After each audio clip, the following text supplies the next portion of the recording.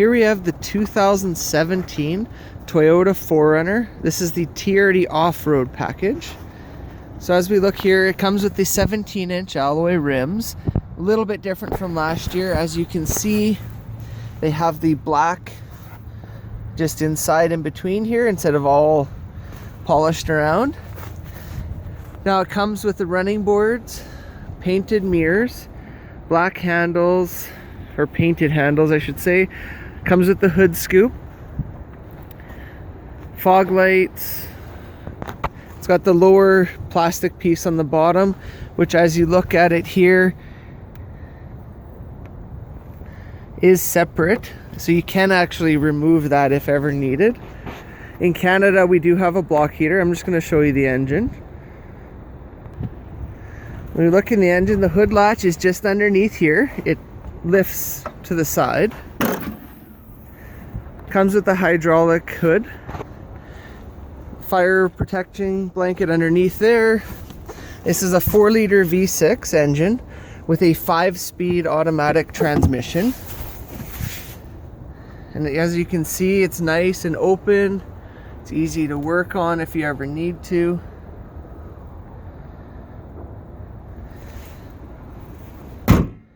As we come around the side here,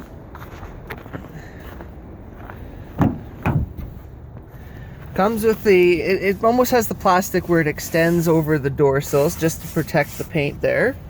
It's got cup holders in all of the door, painted handles here, chrome inner door handles, automatic up and down on all 4 windows. On the side panels you do see it has red stitching with the soft touch feel on everything.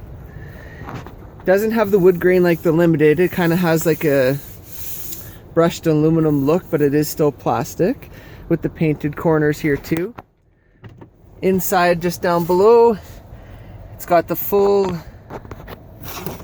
glove box, and inside here is where you would change your cabin air filter if you ever need to. Just open that, open the latch here, and you can change your cabin air filter right in there. I'll go through the middle in a moment. One of the other changes is instead of it being piano black, we now see a carbon fiber center dash here. And then you get a power passenger seat, black leather with red stitching, and they are heated seats. And it now has TRD in the headrest with the sunroof. As you come into the back here, you get the pockets in the backs of the seats. You get 2 power outlets just down below on both sides. Rear vents. It also has rear vents under the seats just down below there. Now the middle seats themselves, this will flip forward, and you do have cup holders in the middle with removable inserts if you need to clean them. And then if you flip that up, on the back of the seat right here, there's a latch, and then that'll let you fold the seat flat if you need to slide something longer down the middle with both the side seats up. Now if we put that up, the headrest does flip forward just from the handle on the side, and then what you do is you pick up here, you just have to pull hard and it releases. That goes forward, and then from the button here it goes a lot more completely flat, whereas the middle seat kind of had that hump. The other side does do the same, and as you look in the back you get quite a bit of room. The difference from the 5-passenger to this is now you have this seat flat, whereas the 5-passenger just folds forward without the base coming up. Again, you have more cup holders in the doors, the side touch panel with the hand stitching through the doors that are nice and soft. Now we'll come around to the back, and I'm just going to turn the 4Runner around so the sun's in better view here. Okay, now that we're looking at the back, I'm going to show you a couple of things. Now the 7 and 4 pin wire harness is located just underneath here, as you can see. Has a full-size spare tire with a steel rim with an 18-inch. Now you can see the kinetic suspension system that is part of this vehicle.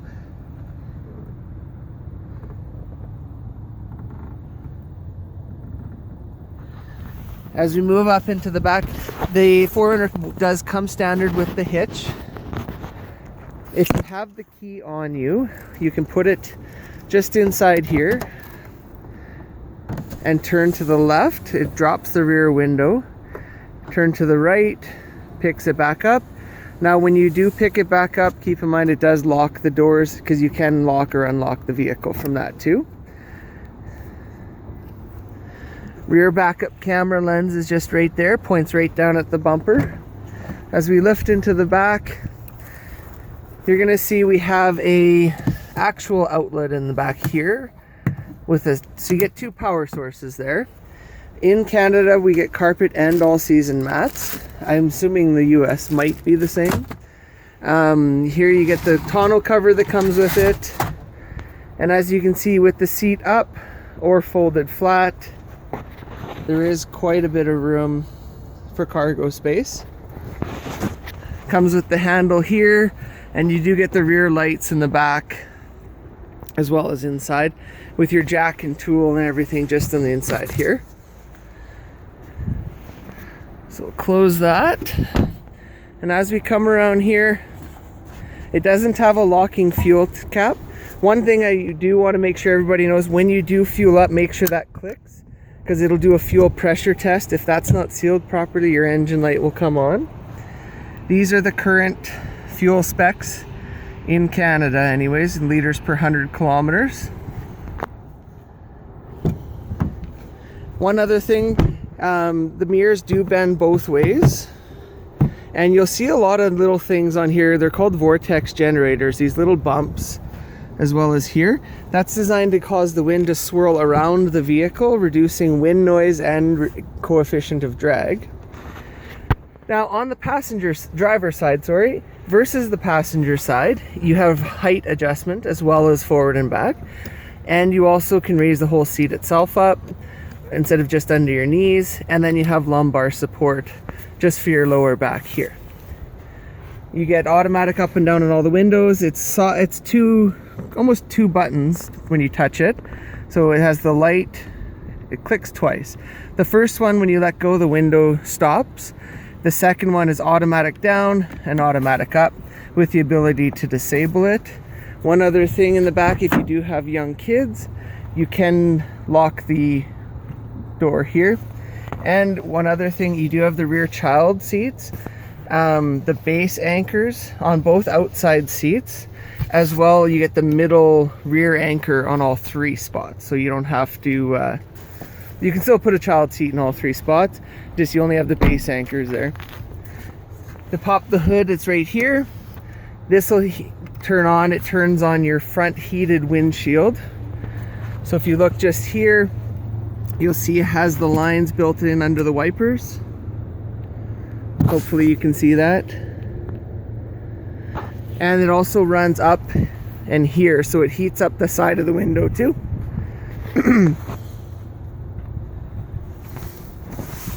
You have the vents with the defrost for the side windows. Dim your dash lights, power outlet in the rear third row, that's how you turn it on. You get signal lights, headlights, fog light controls here. It's got steering wheel audio controls, Bluetooth controls, and display will change the dash just in here. So we're going to start it up.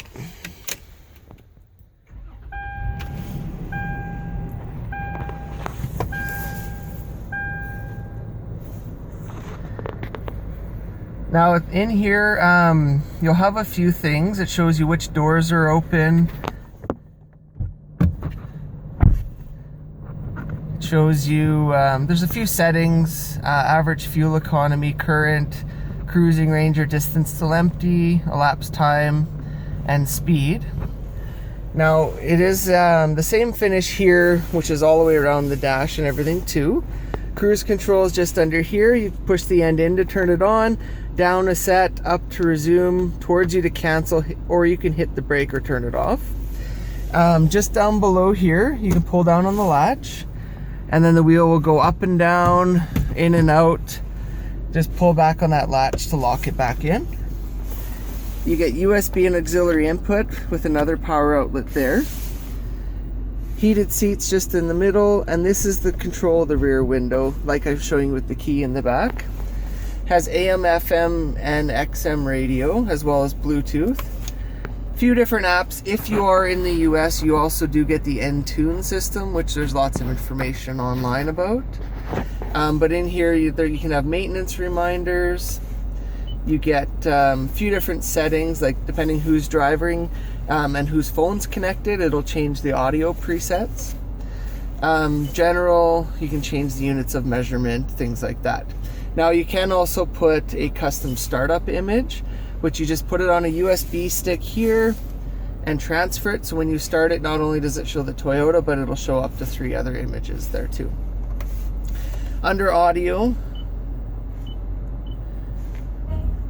you have the ability to pause AM and XM radio, as well as Bluetooth, but not AM and FM, not XM. You can rewind up to 20 minutes if you haven't changed the radio station, and pause it and go to live and flip back and forth. You also have front, mid, bass, left, right, treble, that kind of stuff is in there too. And your full navigation system with the 3 different map modes. Destination, you can add an address depending where you are. Put in the city.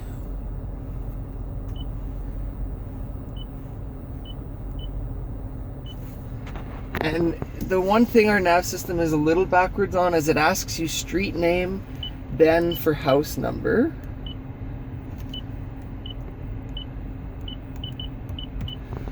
Just like this, you put in the address, gives you 3 different routes, or just defaults to quick, and then you hit OK and the route guidance will start. Really simple.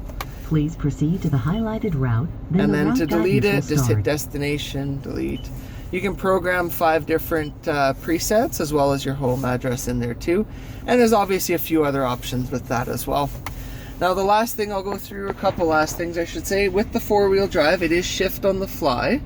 So you can go from 2 to 4 up to 80 kilometers an hour. Best thing to do is, as you're driving, just simply pull down on the lever, and then this will show you when your 4x4 is fully engaged, when it's a solid light. Otherwise, when you do lock it in, to go to 2-wheel drive, it's no problem. Just push it, you're in 2-wheel drive. The problem with 4x4, if you're not moving, is as the gears touch, if they touch instead of locking in together, you will feel a hard clunk, and it'll just flash and say that it's trying to turn into 4x4.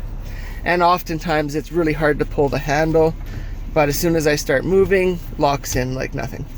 And then for 4 low, you have to be in neutral, push over, really simple. You can also put your drivetrain into neutral if you want to push your vehicle or roll it, and then over to 4-wheel, back to 2.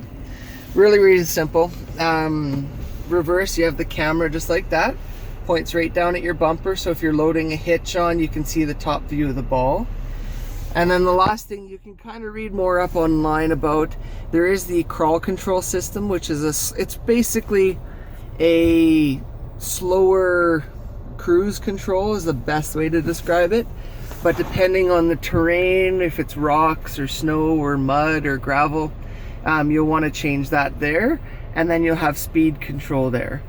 Now, because it's the off-road edition, it does have the manually locking rear diff with the A-track, and this will turn off your traction control. If you put it into 4x4, push and hold this off until you see everything turn off like that, and then you flip it back to 2-wheel, it will stay off, and you can turn and do donuts, and it won't kick back into the automated system if you ever wanted to do that. I will go through just briefly a quick little drive. As you can see here, there's really no blind spots on the vehicle, especially for parking and things like that.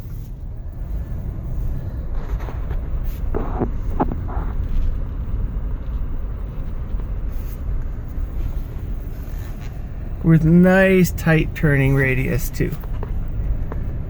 So you can pretty much, as you can see here, a nice open spot. Turn right around.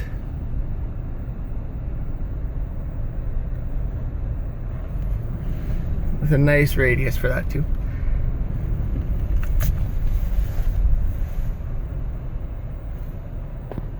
This is Mike Linterman from Mayfield Toyota. Thanks for watching.